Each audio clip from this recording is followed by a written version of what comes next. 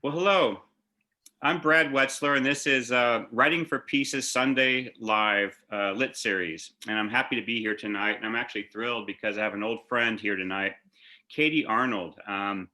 She's a memoirist, a journalist, an elite ultra runner, and much more. So let me start by reading her bio.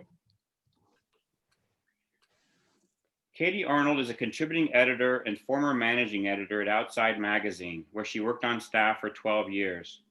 She created and launched the popular Raising Rippers column about bringing up adventurous kids, which appears monthly on Outside Online and has grown to become one of the site's most popular blogs.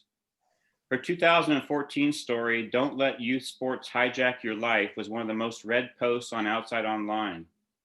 Her 2018 essay in Outside, Want a Strong Kid, Encourage Play, Not Competition, was nominated for a National Magazine Award in Service Journalism. In addition to Outside, her stories have appeared in the New York Times, Men's Journal, ESPN the Magazine, Marie Claire, Runner's World, Elle, and Sunset, among others. Her long-form profiles have been named runner-up in the Best American Sports Writing and nominated for a Western Publishing Association Magazine Award. And her essays have been anthologized in Women's Best Friend, Another Mother Runner, and P.S. What I Didn't Tell You. She is co-author of the blog Writing from the Nest, and she edited the photography book Rio Grande, An Eagle's View, published by Wild Earth Guardians.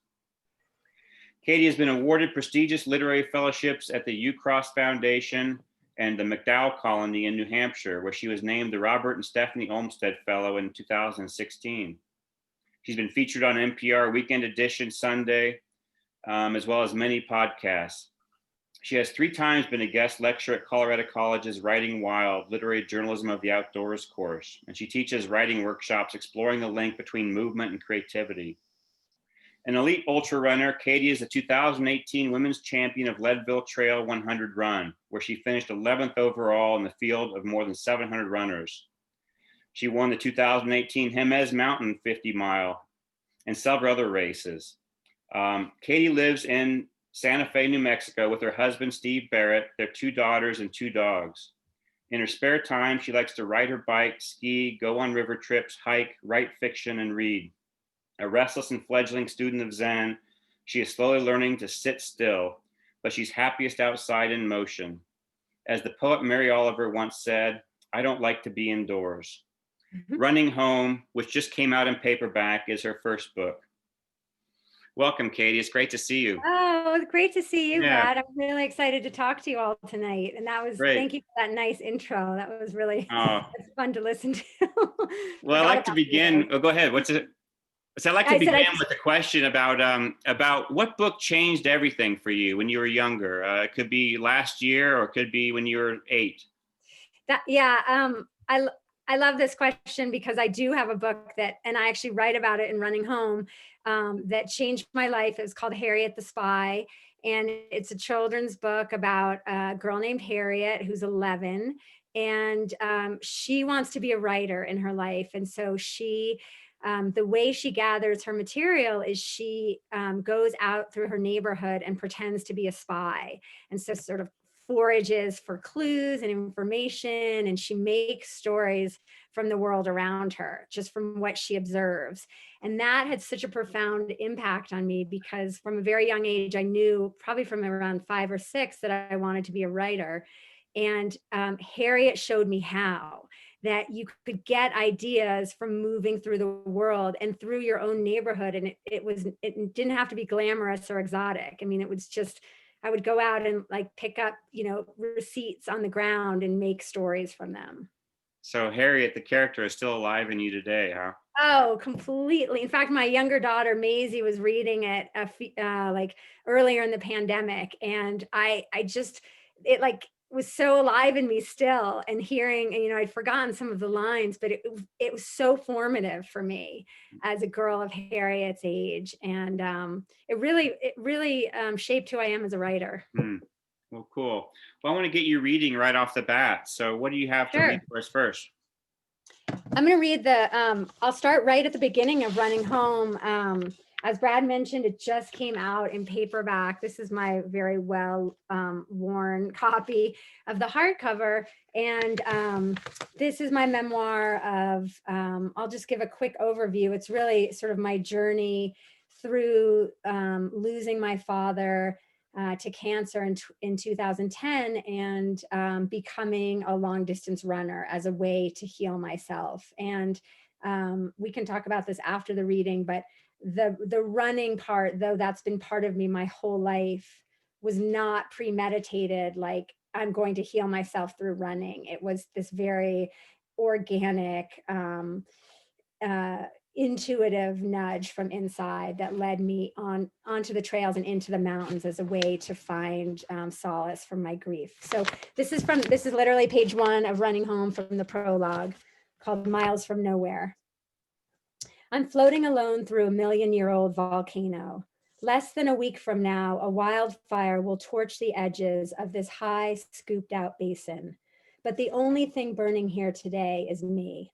I'm just a body in motion, arms and legs firing in unison, swallowing the dirt beneath my feet, spraying a fine mist of silt in my wake. The caldera extends for miles in each direction, tawny grassland fringed by fir trees, which from this distance look as tiny as toothpicks. At 10,000 feet above sea level, the air is thin and the sun ferocious, beating down on me from a cloudless sky. In the stark light, everything stands out in sharp relief. Chunks of glossy black obsidian strewn across the rocky track, bleached white elk ribs, a lumpy cow skull. A knee-high dust devil swirls across the trail ahead of me, a miniature cyclone throwing its arms in the air. It's late May 2012 in the mountains of northern New Mexico, and I'm 21 miles into a 50-mile ultra marathon. After nearly 4 hours on the trail, my brain has gone quiet at last, lulled by the repetitive motion of limbs, lungs, beating heart. It has ceased its tireless, stubborn spinning. Without words for pain and fear, without the conscious thought of them, the discomforts of the day have lifted, like skin sloughed off by the wind. I'm a speck on this enormous land, suspended between earth and sky, more sky than earth, more flying than running. For the first time in months, I'm no longer afraid. I wonder briefly if I've lost my mind. The answer is yes, finally. Everyone follows a different path. The path starts with a persistent voice inside, nudging you to try the unexpected, the improbable. This is the voice to listen to, not the voice saying no, not the one saying, "Are you crazy?" Don't worry if you don't understand it yet. You can't possibly see where the path will take you, twisting and kinking out of sight. Follow it anyway. Sometimes the path will be faint and you will think you've lost the way and you will be afraid. This is normal. The path will lead you on, out of your known world and into a new one, and deeper into yourself than you've ever been before. Running is my path. I've run through winter on steep snow-packed peaks with metal spikes strapped to my shoes so I won't slip. I've risen early to sneak out at first light in late spring, the air sweet with lilacs. I've run high above the tree line at 12,000 feet in late August, climbing through wildflowers and into the clouds until the world below feels like a dream. I've run across river canyons, hurdled rattlesnakes, startled bears, and out-sprinted mosquitoes in damp, boggy woods. I've run to win and to be loved, and I've run not to be noticed, but to disappear into the forests and my own heart. Some days I can no longer tell if running is madness or the clearest kind of sanity. When I began, I did not have a map of where I was going or how I would get there or where there even was. In the span of 3 months in 2010, my younger daughter was born and my father died. I'd lost him once before, but this time was for good. My world flipped upside down and the ground dropped out from beneath my feet. Consumed by grief and terrified that I was dying too, I fumbled forward into the wilderness alone. I lived in terror of my body breaking down, but I pushed it to its limits almost every day. I had 2 young daughters at home who needed me, whom I needed even more. But I went anyway. I had so many questions and so few answers. All I could do was see where running would lead me. Running is linear, almost tiresomely so. You're moving forward through space and time, sometimes for a very long time, over a very long, sometimes idiotically long distance. Even when you're running in a loop, your progress is forward, arms and legs aligned. You take one step ahead and then another until you reach the end. Your mind, though, takes a more circuitous route, jumping from the past to the future and back again, like a movie reel or a time machine. Sometimes it projects a whirring jumble of memories and impressions, zooming in on minute details. Other times it pans out and makes cinematic leaps. At the beginning of a long run, you may be excited and impatient to see what will happen. Did I train enough? Will I make it? What's going to happen? So many questions.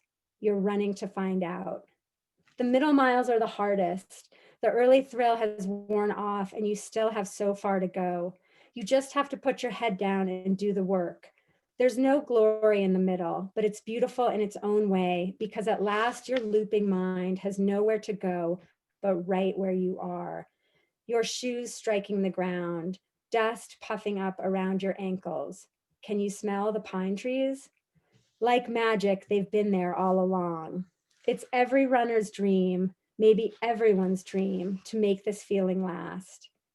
Eventually, you cross the threshold where you're closer to the end than the beginning. You can't see it, but you can feel it. With each step, the finish is calling you forward, reeling you in. It's a force bigger than you are, invigorating and impossible to resist. You're running home.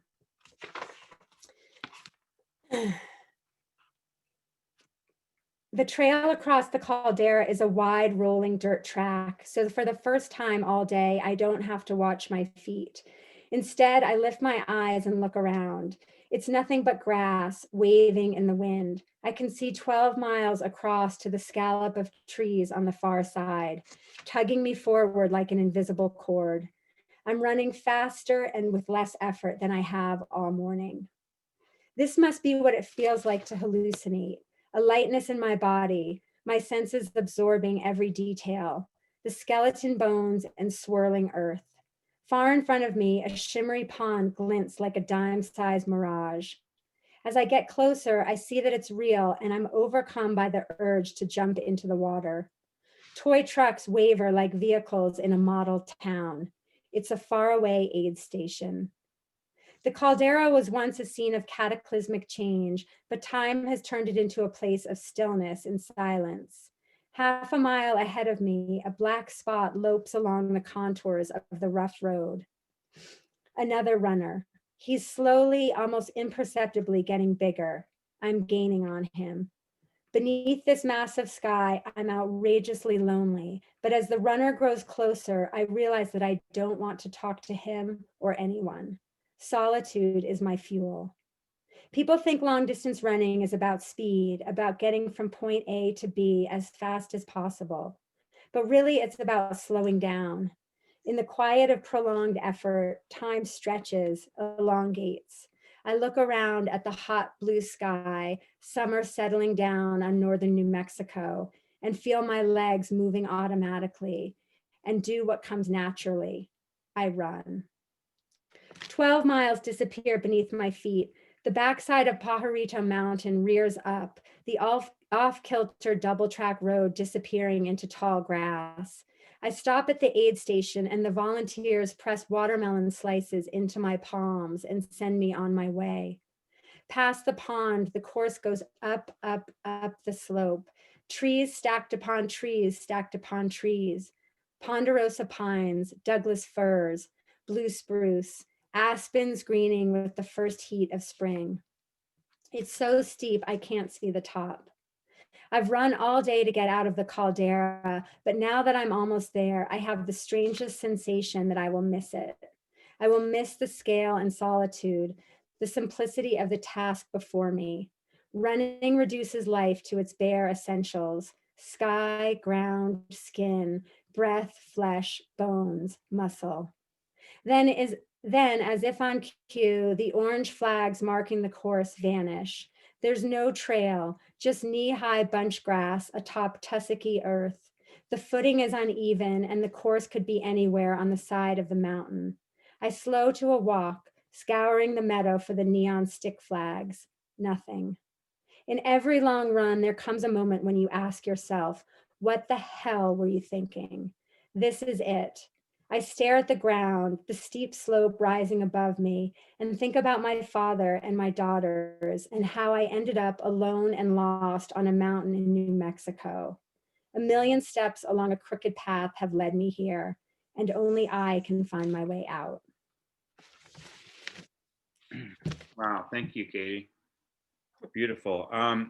You know, so much I want to talk to you about, but I guess I feel like I want to start out talking about writing and your process. You know, full disclosure. So Katie and I met probably 25 years ago on staff at Outside Magazine, and so we became editors together, and we went on to become journalists together. But I'm actually interested in learning your process from being a journalist, an editor, a journalist, and then into a memoirist, and finding your voice. Can you talk about maybe how that was a process for you? Yeah, I mean, I really, as Brad said, I grew up at Outside. I mean, that's where I sort of learned about writing. I had been a writer, or wanted to be a writer since I was 6 or 7. So my process really started then as a child, as I mentioned. And I think my later reading will sort of elaborate on this, but understanding the link between being a body in motion and movement, and then that creative process. So very early on, I learned that when I moved, that I made up stories in my head, and that I had this creative, I really sort of moved my imagination when I moved my body. And so that's kind of been just, I lucked into that. No one taught me that. That was just something I discovered.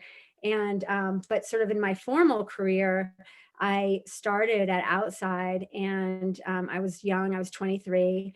And I really learned about writing at the magazine. And it was interesting though, and Brad may, be able to speak to this too, but, there was a certain voice at Outside, right? And I write about this in Running Home, that like, the voice of the magazine was very male and sort of, sardonic, and had this kind of funny edge to it. And growing up in that, you have to learn how to write in the voice of that outlet, right? Like that was where the bulk of my writing appeared. And so for me, the process of really coming of age as a writer came when I left the magazine. And I knew that I wanted to leave because I wanted to write my own stories. And even more than that, I wanted to write my own stories in my own voice. And so to step out from that sort of culture, and the way they wrote, and to write much more from my heart and the inside. And that's really how I've always approached my journalism. Even writing for Outside, I would go and immerse myself in the lives of the people I was writing about, just with a lot of openness of like, that I don't have to control the story or make it.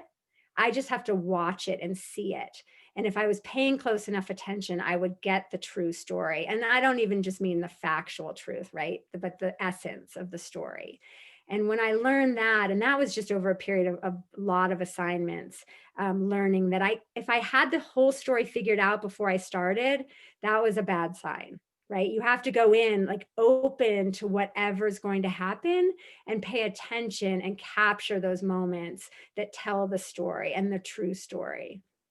So And was that there I think is a little some different. unlearning to do to move into memoir from journalism? Pardon me. Is there any unlearning to do as you moved in I from? mean, I think a lot of the unlearning came like much earlier than writing the memoir, because it was that process of like unlearning of certain voice that I'd been sort of told to write in. And it was quite masculine. And there was, it was just a different era. And so I had to unlearn that. And I had to learn to trust. I think this is mainly what it is. I had to learn to trust my own instincts as a writer and as a reporter, that I would capture those details that other people might not see.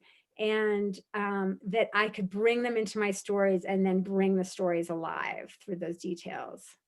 Great. Um, it reminds me too of a passage that you just read, actually, about running as your path. But as we get older in life, finding our path does involve leaning in to the way we see things and trusting those things, I think. And I guess I'm just echoing what you were just saying. I relate to that. Anything else you want to add Yeah. about Well, I think that, right, obviously running in this whole passage that I just read is a metaphor, right? Like your thing could be different. And, even when I was writing about those sort of middle miles, right? Like I'm also writing about the book and the writing process and how to show up as a writer in your life. And so I think very much it's about trusting your instincts and learning. Like for me, when I wrote the book, I had to learn that the story had its own wisdom. And I felt that way very early on, just because of the way it came through me, is that it wasn't, as you might have heard in the prologue, it was not premeditated. It wasn't like, okay, my dad just died. I'm going to heal myself through running, and then I'm going to write a book about it. It was just one foot in front of the other. As you are when you're in grief, you can't see your way out. It's like I describe it as being in a fog. And so it was not premeditated. And so I had to be fully present to the process, which the process at the time was grieving my father. And just it was like a flow state, and running can be a flow state, but I write that I think grief is also a flow state when you're so aware and time slows down. And so I had to trust my own instincts to write in my notebooks. And I write in notebooks all the time, and I probably fill about one of these a month. And the best part about these notebooks is they don't have to be for anything, right? Like I don't have any agenda for what I write in here. And that, I think, early on liberated me from any pressure I felt to create something. And so I had the freedom to and I wrote all about my dad's dying and death and the aftermath, when I was sure I had about 18 months of very acute anxiety where I was sure I was dying. And so I wrote it all down here. And it wasn't for like maybe 2 or 3 years after my dad died that I realized what I'd been writing in my notebooks was this book. that? So there wasn't a sense of you realized one day you were ready to write this book. You kind of wrote your way into this book. Is that accurate? Or I wrote my way into the book. I mean, and that's sort of how I've always been, just going back to your question about like, what did I have to unlearn, or trusting my own process? Like, I remember like not long after I left Outside to write full time, I went to New York to meet with agents, just because I thought that's what people who were just left a good magazine job did, was like get an agent. And one of the agents was really nice and met with me and was like, look for your ideas. Like, look, they're all around, and just be looking for them.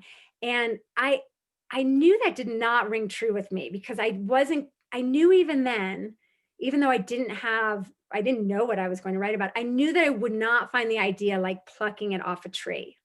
I yeah. think plenty of writers and very successful writers do that, but that I knew even then that that was not my process, that it was going to have to come from within me. And that requires some patience. And I remember at the time, I'm like, I'm going to be that editor from Outside who doesn't write the book, who like, just because I don't find the idea. But there was a voice inside, that intuitive voice was like, just hang out with this. And I think if you're patient, you will hear that voice inside, and the idea will come from within. But it certainly takes a little bit longer than maybe if you are that person who looks. I have to feel it first. I've always known that about myself. And if I don't feel it, I can't do Yeah. Great. Well, what do you have to read for us next? I have, let's see. I have a cool section. I have that section about sort of being a child and kind of first tapping into that imaginative state. So I'll just set the scene a little bit. This is about I'm about 6 or 7, and my sister Meg and I have just moved with our mother to New Jersey. My parents divorced, and my dad, who was a National Geographic photographer and sort of a big source of my sort of creative inspiration in life, he was back in Virginia. And so here we are uprooted and we're in New Jersey. It's the 70s, so no one really told us anything like what was going on. We just sort of ended up in the suburb in New Jersey.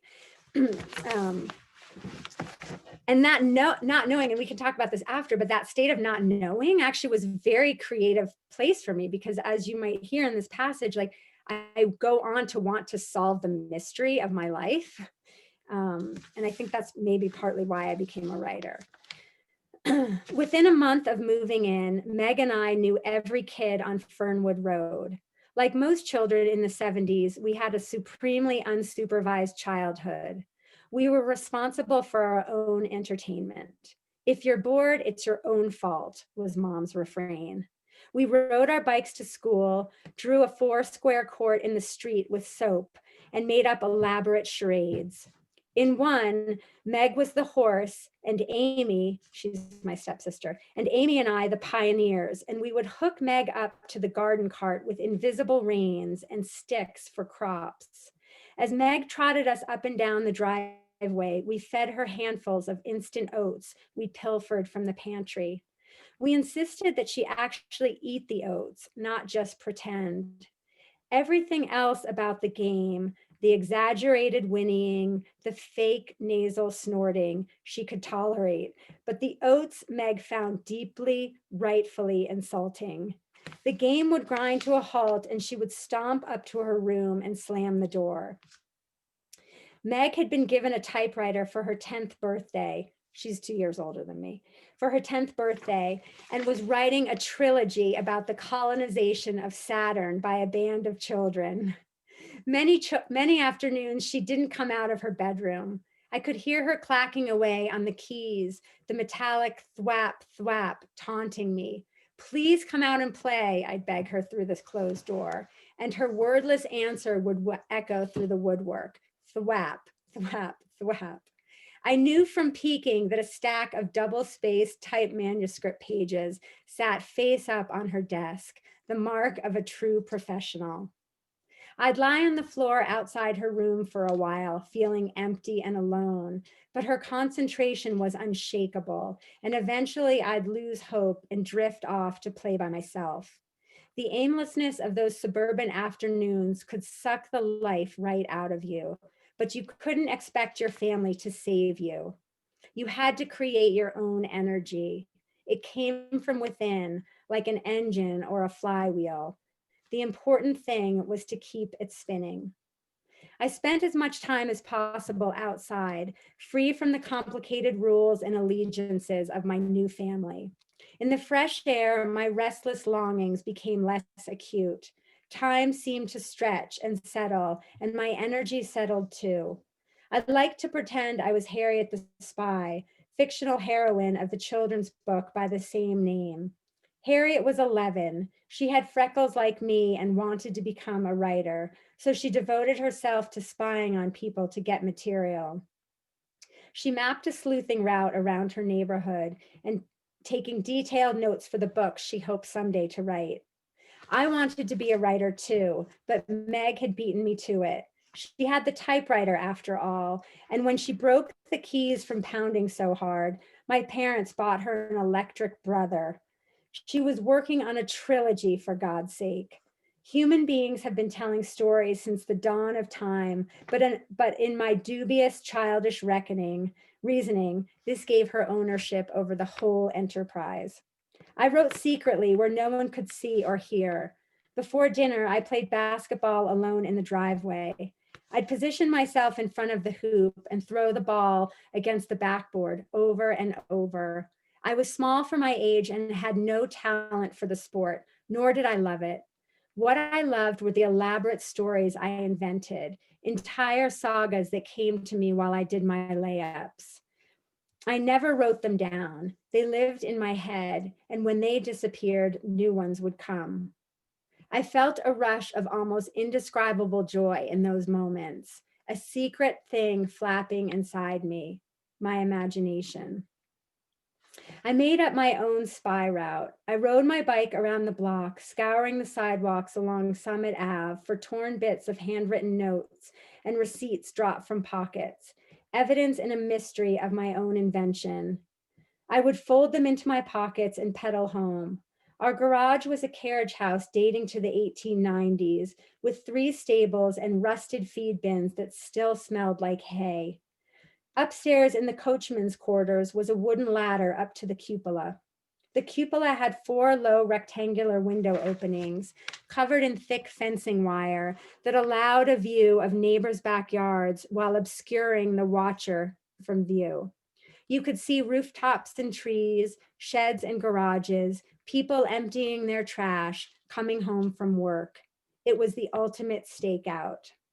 The cupola didn't have a floor, just a narrow beam spanning the middle. To get to the beam, you had to lunge out from the top rung of the ladder and hook one leg around the beam, then scoot out on it until you were straddling it, perched 10 feet above spools of pink insulation. My stepfather, Ron, had cautioned us that the pillowy rolls were made of flecks of glass and might cut us if we slipped off. The possibility of falling frightened and fascinated me equally. I imagined plunging through suffocating clouds of cotton fluff, sailing through darkness and beyond, landing in another world. Alone on the beam, I examined my hall and scanned the territory below for signs of subterfuge. I could sit for an hour noting my observations and speculations in my second grade composition book labeled Spy Work, Private. And by the time I was done, I would believe my own stories totally. The world contained many inscrutable things. Of this, I was certain. I could not grasp how I had arrived here or where I was going, but I liked a mystery almost as much as I liked solving it.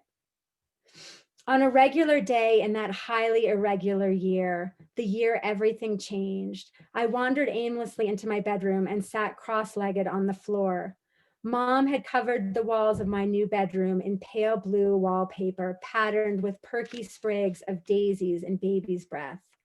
Around me, the house was quiet.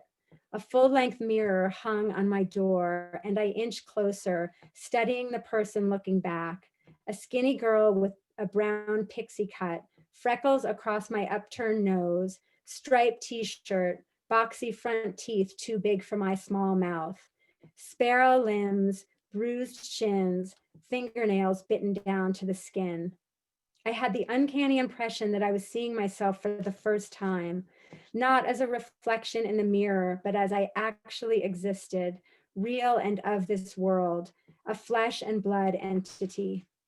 I regarded myself in a plain, detached manner.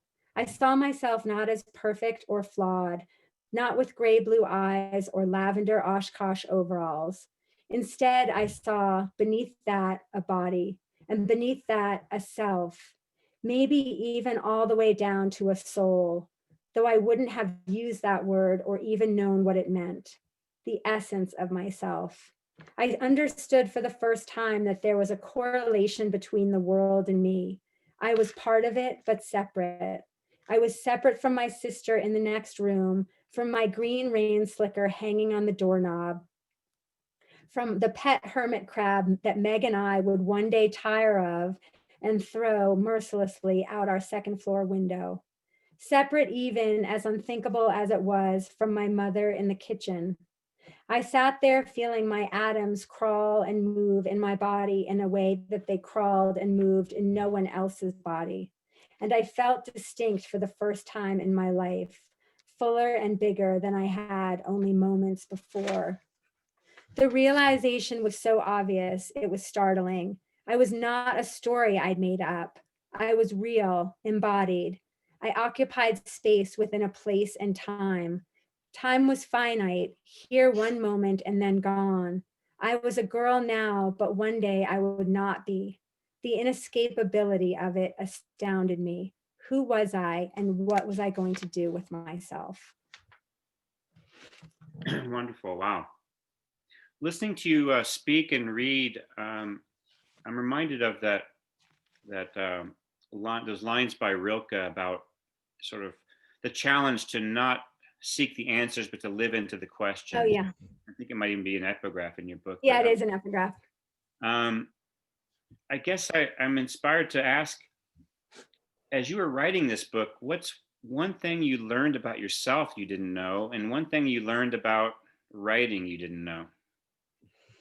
Oh, the one thing I learned about myself is connected to what I learned about writing naturally. And that's that, like, I have this knowing inside of me, and like I have the answers. And I don't mean that in like a like grandiose way, or that like it's like a bragging way. And I certainly don't mean it that I'm not open to like I'm so open that I love talking to people and getting inspired from them. But what I mean is that like I have like we all have our own answers inside. And um if we're looking for them outside ourselves, like generally, like I think that that's not going to always be the most successful place to find them. And I learned that like also as a parent, in this whole process, because that's woven in, as you can probably tell from in the book. um, that like I'll give you an example with the parenting, which connects to the writing. Like when my children were babies and like not sleeping through the night, and I would be like, we'd be Steve and I would be like tearing our hair out trying to get sleep and find the answers. Like the impulse was to go to our shelves and like pull every book off, like looking for the answer. Sort of the way sometimes I feel like I look at Twitter now. I'm like looking for the thing that's going to save us. And in the beginning, I did that, and I'd flip through and I'd be like, this is what we have to do. And like we'd try something and it would probably work. But as I went along in my parenting journey, and this goes for the writing and the running too, like I learned that like as soon as I had that impulse to rip my shelves apart to find the book with the answer, like that was my clue that I had to look inward, Mm. that I had the answer. And you have to just be like, it's almost like I have to just get quiet enough to hear it, and also tune out all the noise. And sort of like some of it's wonderful and it's so inspiring to hear what other writers or other runners are doing. But a lot of times I found that when I am too pulled outward of myself, and I learned this writing the book and for sure as a runner, when I'm too focused on the external, I lose that internal strength that is like my engine, and that's my conviction and just my knowing. And to be able to trust. So what I learned writing the book is really to trust the story, and to like anytime I thought that I was like the boss of the book or controlling it, of course you do have to like revise it and be open to feedback and all that. But like I had to be super strong inside and not let all of that drown out my own instincts, or not even my own instincts, but the book's knowing. Sort of sounds maybe a little out there, but like the book right from the start, when it first came out, like in as a proposal, right when I started, I was like, oh, this book has an energy. And I knew my job would be to let it come out and bring it out versus try to like manage it, if that makes sense. It does, yeah. Thank you. In reading your bio, I'm just was amazed by just you know how much you've done and how much you do, and I'm sure that can be intimidating too, though, and to especially to women who might, I know you inspire a lot of women, and so you wear these many hats and you excel, and you do all of these things. How do you think about inspiration and being a model now for people? I know you lead writing and running retreats, Yeah. and talk about inspiration and maybe I mean, vulnerability too. How do you connect with people in that way? well, the connection is it comes really naturally to me because I just try to be real in each moment. And so when if I feel like I'm just being real, then like there's actually really nothing to fear. And so like when I lead retreats and I show up and I have never met people, or even when I'm coming on a call like this, there's that feeling of like I could get nervous, or like how am I going to come off? But I always just tell myself like just be real in every moment. And that's kind of the answer. Like when it's coming from that real place, I feel like the connection is like there's an intimacy and an honesty to it, and I guess a vulnerability. I mean, many people use the word raw to describe my book, which is so interesting because raw to me sort of sounds like you just like threw up on the page, and it's like, and I don't think of it as raw. I think of it much more as intimate, like as an intimate experience. Like I'm not like guarding myself, and that's, I think, just who I've always been, like as a storyteller. Like I'm so interested and in service of the story. I want to be as authentic as possible. And just to your point about like, how do I inspire? Like, first of all, like I do not have my it all together. Like, and I write about this in the book. People are like, how do you do it all? And I'll just dispel the myth. You don't do it all. Like no one does. Like you pick certain things and you do those, and the others you kind of like are half-assed about. I mean, I don't cook. Like my husband cook. Like there's a lot of things. If my husband were here listening now, he'd be like laughing. So I don't feel that like I'm like there's an intimidation in my bearing, because there's right, we're all so aware of our own shortcomings. Like I know my shortcomings, and the list is like a mile long. So I just try to sort of show, like, I don't want to be an expert or teach people how to do things, because again, I think we all have that wisdom, and what I want to do is just hopefully inspire people to trust their own process and to tune into their own inner voice. And that will lead you places you never thought possible if you're doing it from the inside. I read a line recently about sacrifice, and I'm moving towards talking about your running and writing as well. But the line was something about if you don't consciously make a sacrifice in your life for growth, for becoming who you are, you will do it unconsciously. And I found that a fascinating Interesting. idea. But I guess I want to talk. You have a lot of conscious suffering in your chosen sport as a runner. Yeah. Can you talk about that? Yeah, I mean, I I can think, relate to it, to be quite honest. Yeah. yeah, and that's fine. Like, again, I think the book, it was never meant as a running book, and um, it was always meant and intended as a memoir about a father and daughter and sort of the family secrets and kind of discovering who we are as humans. And running was really just my vehicle through my grief. I mean, it is a very deep form of creative expression for me, and true expression, really. So I'm not to discount the running, as a creative process, but sort of the running as like a racing enterprise or as a sport is like a fraction of why I run. And so for me, running has always felt like not like a suffering, not as hardship, but as a like a gateway into creativity and imagination. It's also very much like a way to be in wilderness and nature. And that has always fed me. As I read in that passage, like I've always preferred to be outside. And so running is the simplest way to get into nature. You don't need a bike. I don't even know what else. You just need sneakers. And so running has always felt like a freedom, not a suffering. I mean, that's not to say there aren't hard days, and there are, like where your legs feel like logs that are moving, like you actually have to like articulate them separately, and they're not that flowing feeling, but if I can tune out the competition or the end result, this is so much how I wrote my book too. Like if I can not be fixated on the goal, and if I can be more in the process and be really like honoring the process of either running the race or the long run or writing the book, rather than thinking like, oh, it's going to be a bestseller or whatever, then I am much more in flow. There's a greater ease and joy to what I do, and then I do it better. And so I find the suffering comes in my running when I have these false expectations of myself that are based on like what an elite runner should be doing, or like when I get caught up in what other runners are doing and I don't run my way. Like I don't really wear my watch or time myself, right? Like I have a very different way. And if I can stay true to my way, it's more joy than suffering.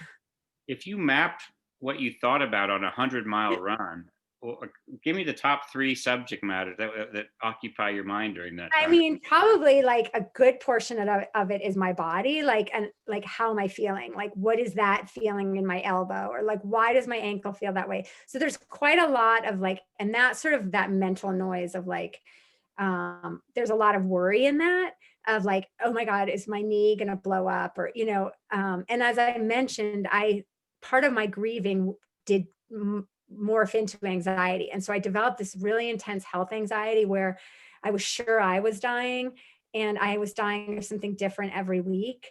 And I sort of can like smile about that now, but when you're in it, it was completely real. And I think that that's not uncommon when you lose someone you love, is to take on their pain and the fear that you might perish the way they did. And so I've always been very body, like attuned to sensations, but as a runner, you become even more so, because you're like, you need your body to get you to the finish line. So I think about that, but then I sort of tune that out. I probably daydream a lot about what I'm writing, or stories I might want to tell, or I might start telling myself the story of the race as it's happening. A lot of times I think about nothing, as I wrote about, like if I can get to that state where I am just a body in motion, the thoughts drop away. And I think that's the real allure of long distance running, or any pursuit you do so wholeheartedly and fully that you run beyond your thoughts. And that's that flow state. So if I'm having a really good day, I'm not having as many thoughts. Mhm. And then of course there is the ego thought that comes in, like, am I winning? Can I hold on? And like that's helpful for a tiny bit, but Mhm. it can really take over. What do you have to close with, reading wise? I have a passage from the epilogue. Actually, I've never read this aloud, so I'm sort of excited to. And this is the epilogue, and it's called Ghosts. And just as a little quick preface to the epilogue, after my dad died, I found a ton of stuff he'd left behind. Like, he had this incredible archives of photographs, which we knew about, being a National Geographic photographer for his whole career. So we knew about the photographs, but what we didn't know about, or I didn't know about, was all the writing and other media he'd left behind. And he was sort of like almost weirdly ahead of his time in that, like, he had videos, he had cassette tapes, he had letters, and so he was really amassing this material to write his own memoir. Mm. And he never said it outright, but all the signs were there, and he'd alluded to it. And so after he died, I began to find everything, and he'd left it all very neatly labeled. Like, none of it was secret, though there were many painful things I discovered in there, and things about my father that I'd never known. But he was so forthcoming. I think that's where I get a lot of my openness, is that a lot of things in life that he probably had regrets about, like, were all there for me to find. And so this is talking about the last thing I find. There's one last thing I find: a box of cassette tapes pushed into the of a cupboard in Dad's office, embossed with the same bumpy red letters as his notebooks. I shove them into my duffel and fly home to Santa Fe, where I stash them in my loft and forget all about them. A few months later, I remember, I'm going on a road trip, 500 miles from Santa Fe to Wyoming, to write and run for 2 weeks. I don't tape deck, but my 15-year-old Subaru station wagon does. I drive alone through the Utah desert, doing 80 with all the windows down. It's 95 degrees and the air conditioning is broken. Just over the Colorado state line, the interstate joins the Colorado River, glittering in its canyon. I want to dunk my feet in the water, but when I pull off the exit and drive past strip malls, I make a U-turn and drive straight back to the highway.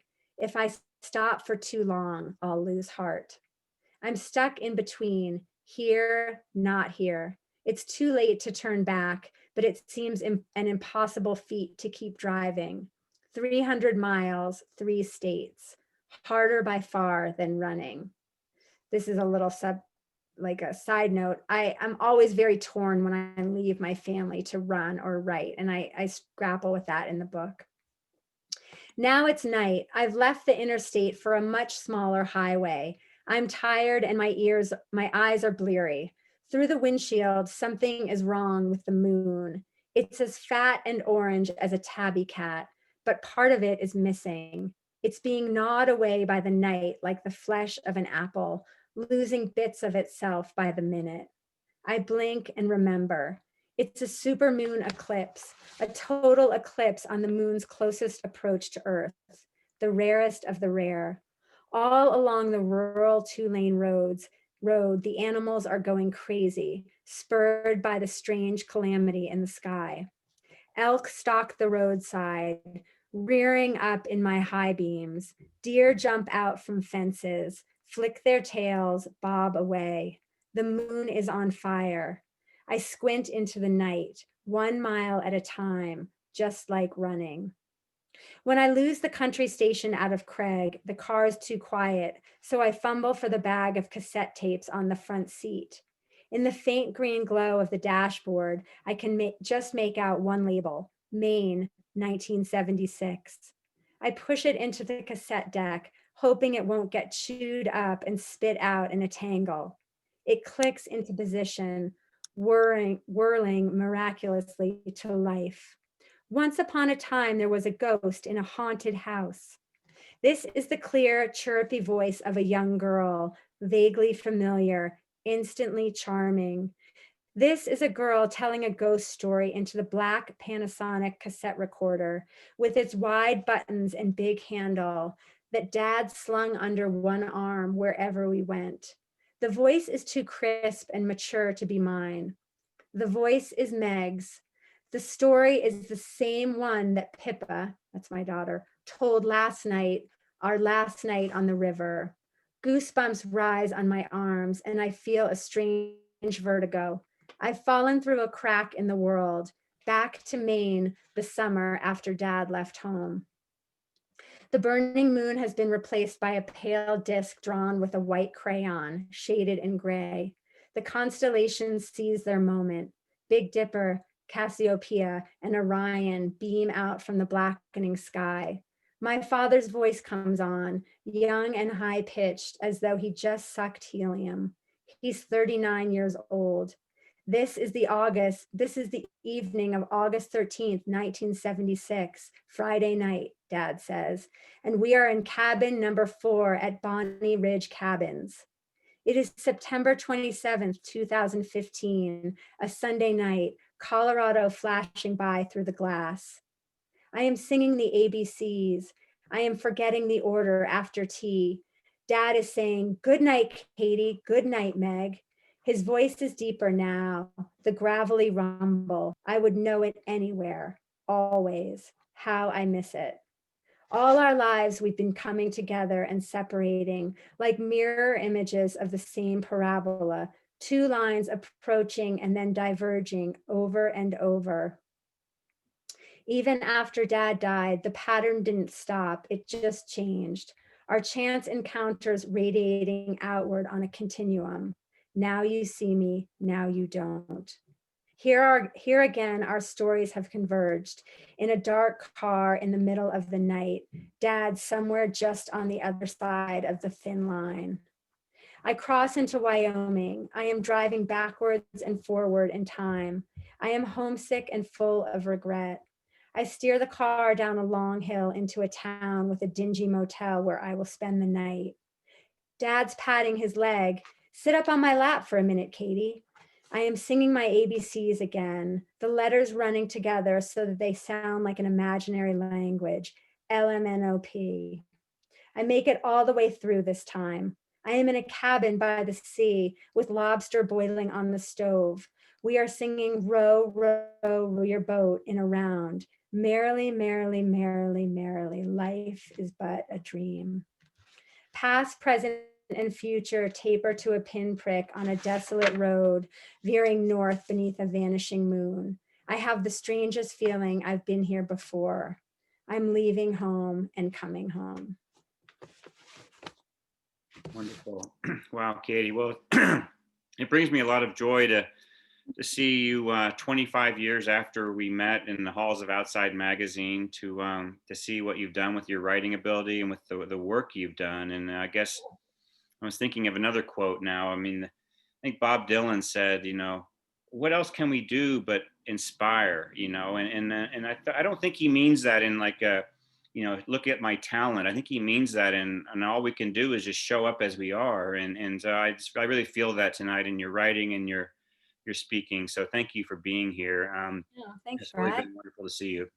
That means so much to me. I've really enjoyed it. I liked reading that. I haven't read that before, and yeah, it brought me right back to that. And I think you're right. Like that's really how I try to live, is like not to really teach or to say like this is how to do anything, but just to like do what I do and embody that in a truthful way. And honestly, I think that's really one of the things my dad taught me. He was never a flashy guy. Like as a photographer, right? They're the ones behind the lens, and so he, in his way, with his like quiet humility, was really a model for me on like just keep your eyes open and keep moving through the world and like bringing the stories forth that others might miss. And I think if you do that, then you will inspire people in your way, and it doesn't have to be didactic, or because truthfully, like we all have our own way, and I can say what I do, but everyone will find their own way and their own answers, and that's the way it should be. Well, thank you. And we're going to open up the room here for just a few minutes to chat. Do you have an extra couple of minutes to I sure do. Yeah. let me before we do that, talk about what's coming up next. So we've got a bunch of great readers coming up. On December 6th, Cynthia Atkins, a poet, will be speaking and reading. On December 13th, Scott Nadelson, a mixed genre writer, will be reading and speaking. And then on the 20th of December, David Ulan, an editor and mixed genre writer. So I look forward to all of those upcoming dates, and I hope you all will be here with us every Sunday night through the winter. And it's a great way. I know it's keeping me sane to be hosting these every week, and I hope you'll come back and join us. And so, Juniper, would you just open the room up and we'll have a little party here. It is open now. You can unmute yourself. You have that option now if you want to ask a question or say hello.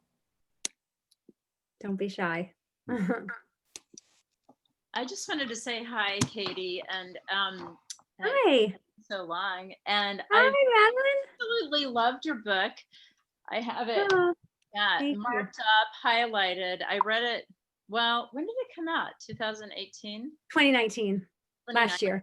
Oh, okay. And I read it, as you know, it was a year or so after Andrew passed away, and so it resonated on so many levels. And I just I don't know, I could just feel your spirit and your authenticity and your Wait, vulnerability. I'm frozen, or you're frozen.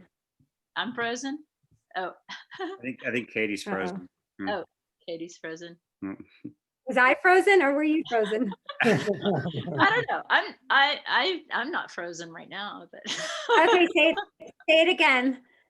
Oh, well, I was just saying that I could just feel, all of your strength and vulnerability. And, when I met you, I think you were also about 22 years old. So it was really just this beautiful experience to read your book. And I identified so much both with you and with your father, being a photographer as I am, but also, it just was so, your humanity was so touching. And I'm so thrilled for you and your success, and thank you for your beautiful work and sharing it. Oh, thank you. Thank you for that sweet comment. I'm glad. I mean, that means everything to me when I hear from readers and they'll email me, or that it's touched them in their experience, whether it's grief or loss or sort of creativity. And so, I love that. Thank you. I'm glad. Andrew would be very proud of you. Oh, thank you. Yeah. So sweet. Thank you. Good to see you. Anyone else want to chime in? I just want to thank you again, Katie, for being here, and what a joy to see you. So, yeah, it's so fun to see. I mean, just to think about how far we've all come from those early days at Outside, and yeah, how formative those were too, in terms of just shaping me. And, certainly that was so fundamental to who I am as a writer. And then, but then to sort of know when it's time to move on, that can be hard as well. Mm.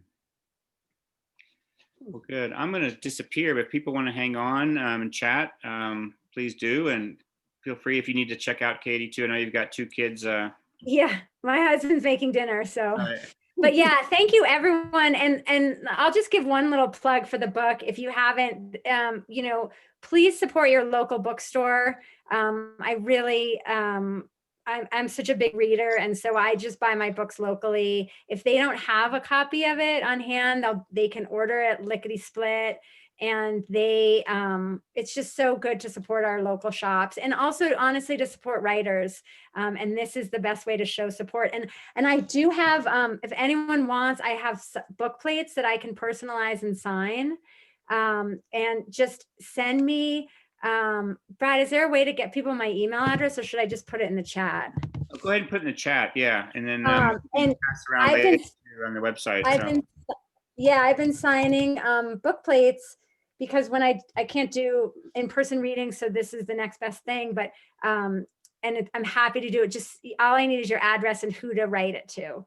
And just keep up with me on social media if it's at all of interest. And I am going to be doing a writing and running retreat in the fall. We were hoping to do one in the spring, and I think just for prudence, it's best to wait. But those are terrific. And you can be a runner and writer on any stage of your journey. People will often say like, oh, I'm not a real runner, maybe because they're not fast or they don't do distant, and I'm like, if you run, you're a runner. And people say that too. Well, I'm not a real writer, I just write for myself. And if you've heard from the way I talk about my notebooks, like that's real writing. Like that writing for yourself is the essence of writing. And so I welcome everyone to that. And if you want to find me, get more info, my website is katiearnold.net. I have a question, Katie. Yeah. So would you take your notebooks on your massive runs, or would you stop and write? Or I stop and write. My methods have changed with technology, as you might expect. Early on, I had nothing. And this is like when I was at Outside, and I'd be running up the mountain, and like I would figure out a sentence that I wanted to write differently. And I would literally have to keep it in my head. And then I would practically like dive into my car and like find the first thing I could write it down on. And then I started carrying a note card and a pen. And then I think I was the last person on earth to discover that like you have voice memo on your phone. So now I just voice record, which is actually very much like very eerily like my dad did with his Panasonic. He would carry that thing around, and he has some very deep confessionals from his like darkest days in post-divorce, where he's talking into his recorder, and I have all those. And so like when I first started doing it and I was running down the mountain, I just took out my phone. I was like, oh my God, I'm my father. And it was like that time warp thing again. So now, but I always stop. And sometimes I try to remember, and that works too. I think if you're meant to remember it, you remember it. I don't get so hung up, but like I do, if I have something close by, I'll try to write it down. Wonderful. What's your next? So you're working on another book. Yeah, I'm working on the next book. And about that. Sure. It's sort of like loosely like the next part of the story from where Running Home leaves off. Like if Running Home is about how my body like healed me and saved me in that like intense grief experience, this next book is really sort of about the power of the mind.